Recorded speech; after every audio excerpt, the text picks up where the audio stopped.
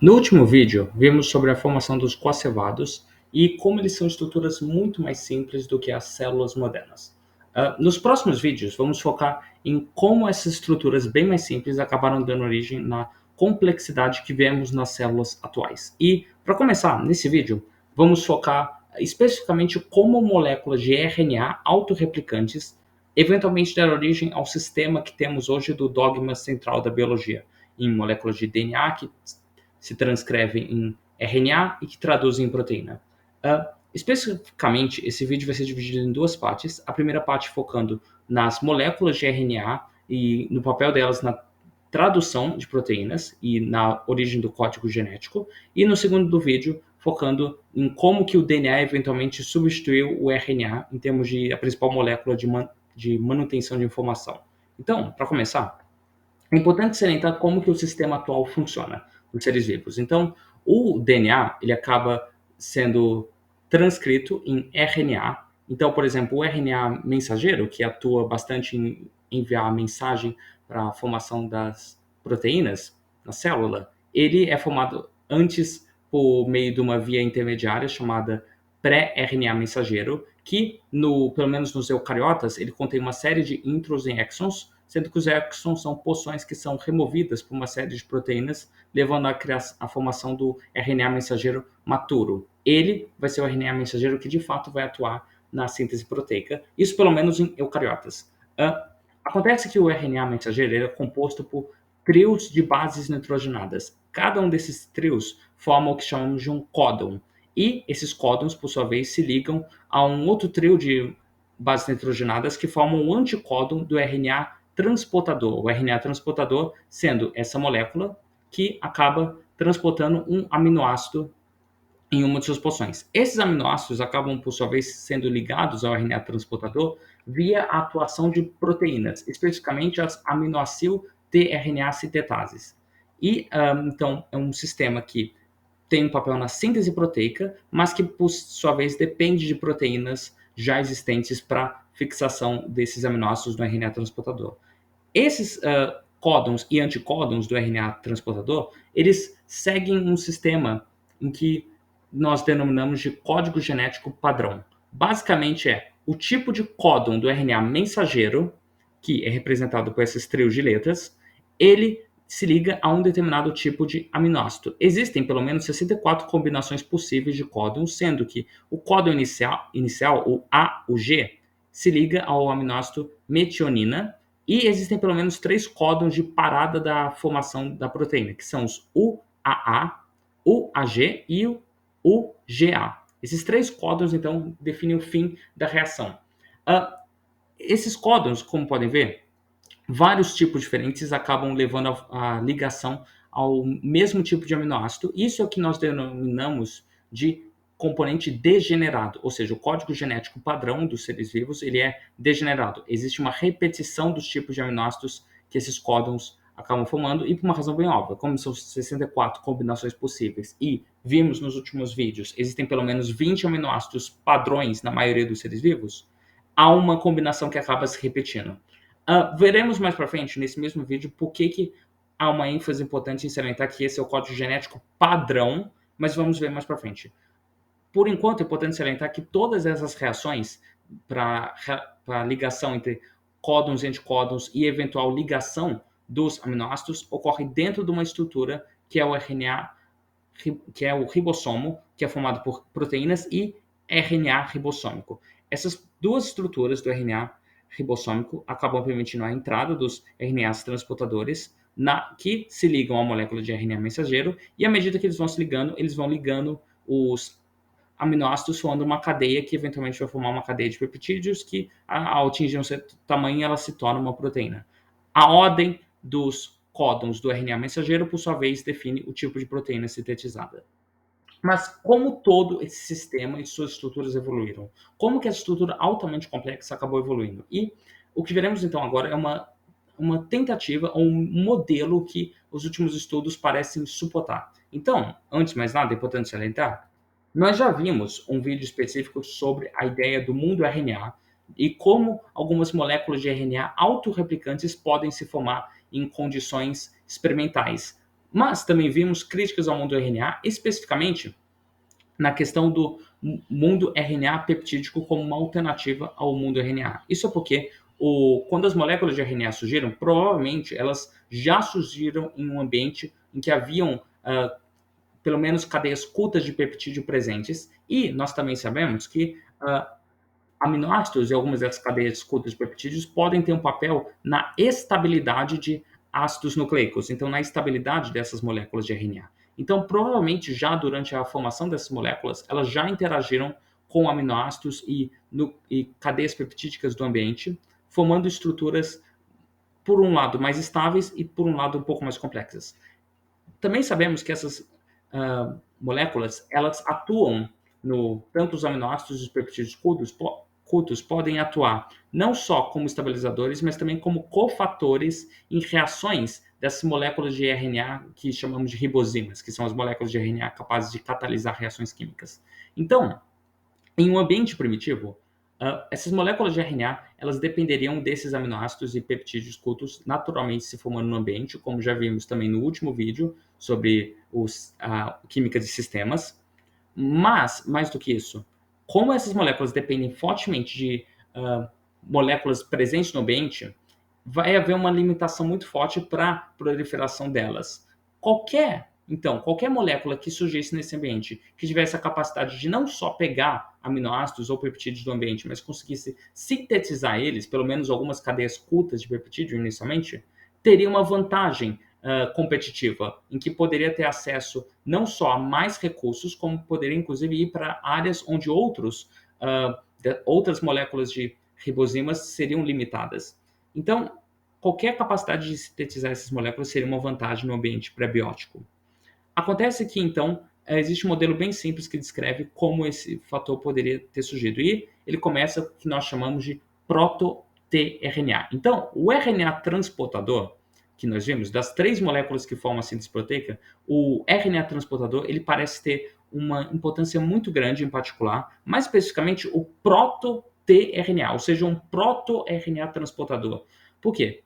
Há tempos é proposto que o RNA transportador ele tem pelo menos algumas versões modificadas dele poderiam ter a capacidade de se autorreplicar no ambiente pré-biótico. E isso foi confirmado por uma série de estudos em que foram modificadas versões de RNA transportador que tendo então a capacidade de se autorreplicar. Então essas moléculas de RNA transportador inicial poderiam atuar como moléculas que se autorreplicavam e atuavam na captura de moléculas de aminoácido, não para transportar ou formar proteínas inicialmente, mas para atuar esses aminoácidos como um sistema de estabilidade na molécula. E aqui é importante salientar que, como nós vimos, no sistema atual, o tRNA depende de dessas proteínas bastante complexas para ligação do aminoácido na sua molécula. Mas nós também sabemos há bastante tempo que provavelmente o tRNA ele antecede essa síntese,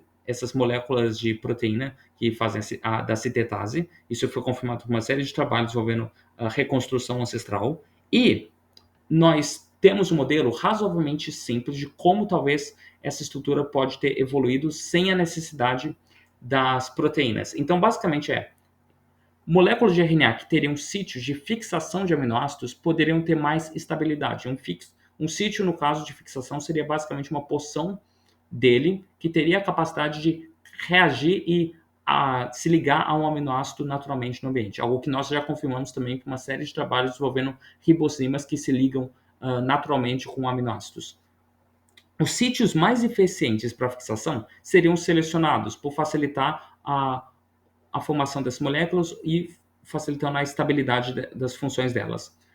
Os sítios poderiam eventualmente atuar como sítios para a síntese de cadeias curtas de peptídeos. Então, à medida que esses RNAs transportadores se aproximassem entre si, eles poderiam acabar ligando os aminoácidos, formando peptídeos curtos que poderiam desempenhar outras funções na célula.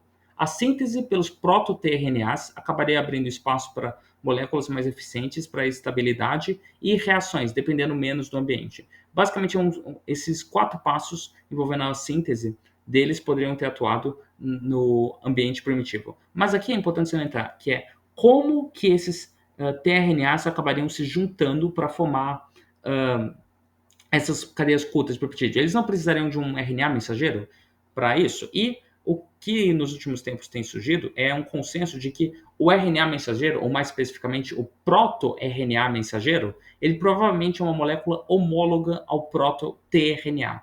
No caso, uma molécula que teria se originado a partir de um proto-tRNA. E, basicamente, isso tem surgido com uma série de trabalhos mostrando que as três moléculas, não só o proto-tRNA e o proto-mRNA, mas também o proto-rRNA, ou seja, o RNA ribossômico, eles teriam uma ancestralidade comum entre eles. Hoje, inclusive, uma série de trabalhos bem recentes parece indicar que o ribossomo, ele, na verdade, surgiu a partir da união de múltiplos proto-tRNAs que acabaram se especializando posteriormente, dando origem à molécula de ribossomo. E, antes desse processo de especialização dessas moléculas, inclusive temos aqui um modelo de como esses proto-tRNAs talvez se ligassem inicialmente entre si. Então, proto-tRNAs poderiam talvez se ligar dessa mesma forma, padrão, onde eles poderiam atuar como o próprio RNA mensageiro, e, então, a sequência de nucleotídeos deles, por sua vez, definiria o tipo de sequência de peptídeos a serem formados. Seria um mecanismo bastante simples de como isso poderia ter acontecido, e nós temos modelos envolvendo como esse processo de divergência aconteceu. Mais especificamente, o modelo que tem sido bastante discutido é um modelo em que houve uma divergência, primeiro, dos RNAs que dariam origem ao RNA ribossômico, dos demais, e eventualmente uma divergência posterior entre o RNA transportador e o RNA mensageiro. Lembrando, esse é um modelo, existem outros modelos além desse, inclusive com a divergência acontecendo primeiro do RNA mensageiro separando antes do RNA ribossômico, mas esse aqui é o modelo que pelo menos tem ganhado mais destaque, que é essa separação nessa ordem de eventos. E, eventualmente, teremos uma molécula que envolve o uso desses três tipos de ribossomos. Acontece que aí, voltando especificamente ao código genético, há uma bastante discussão sobre que o código genético ele é um componente universal, de que ele é essas regras de determinação e tipos de códons específicos se ligam a códons específicos de aminoácidos. E essa foi uma visão que tem durado muito tempo, mas vários trabalhos desde os anos 70 para cá indicam que provavelmente o código genético não é universal. Na verdade, pelo contrário, ele não é totalmente universal. Ele seria melhor descrito como quase universal, e isso é um bom indicativo para mostrar como talvez todo esse sistema pode ter evoluído. Mais especificamente, nós sabemos que, por exemplo, alguns aminoácidos, como a metionina, ela nem sempre é um aminoácido de início de reação. Isso é importante porque, como vimos nos últimos vídeos, a metionina, há discussões sobre se ela poderia estar presente ou não no ambiente pré-biótico entre os aminoácidos sintetizados em experimentos como o do Urey e do Mealy.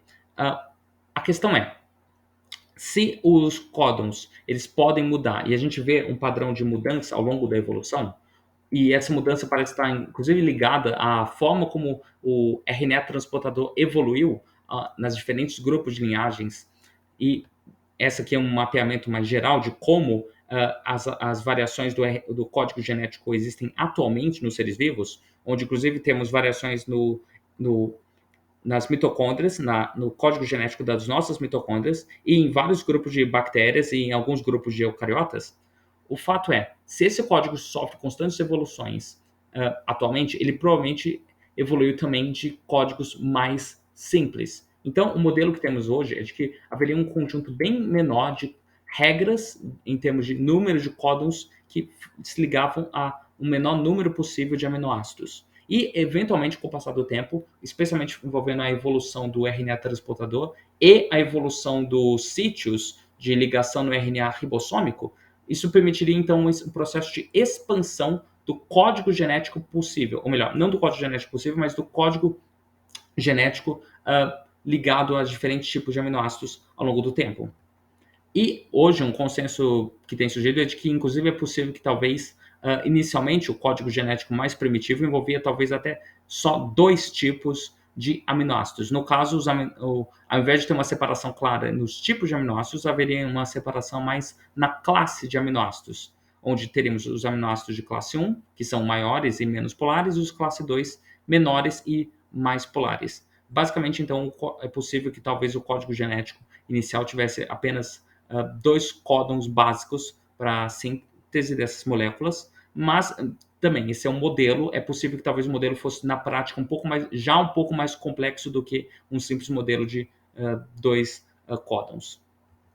E nós sabemos também que depois da formação do código genético, houve um processo de evolução onde provavelmente o modelo inicial envolvia 4 bases nitrogenadas, eventualmente evoluindo para um modelo de 3 bases nitrogenadas. E sabemos que esse modelo, ele comparando diferentes modelos possíveis de código genético, nós sabemos que ele é um modelo até bastante óptimo para a função, mas há vários outros modelos mais eficientes para a realização de funções de formação de proteína. O fato é que esse é o modelo que acabou evoluindo, ao ponto que outros modelos muito mais eficientes demandariam muitos outros passos evolutivos que não teve condição de acontecer, mas ele também é um modelo que gradualmente poderia gradualmente ainda continua evoluindo para outras formas alternativas de código, ainda que haja um grau grande de universalidade nele. E, eventualmente, tudo isso acabou dando origem a esse sistema altamente complexo. E aqui é importante salientar, é um sistema que bastante complexo, mas que pode, e que vários trabalhos indicam, se originou a partir de passos simples, de moléculas mais simples. No final, o código genético ele não é simplesmente regras de síntese proteica, quase como se fosse um código de um programa de computador. Eles são moléculas, moléculas que existem de forma natural e que interagem entre si de forma natural e evoluíram ao longo de bilhões de anos.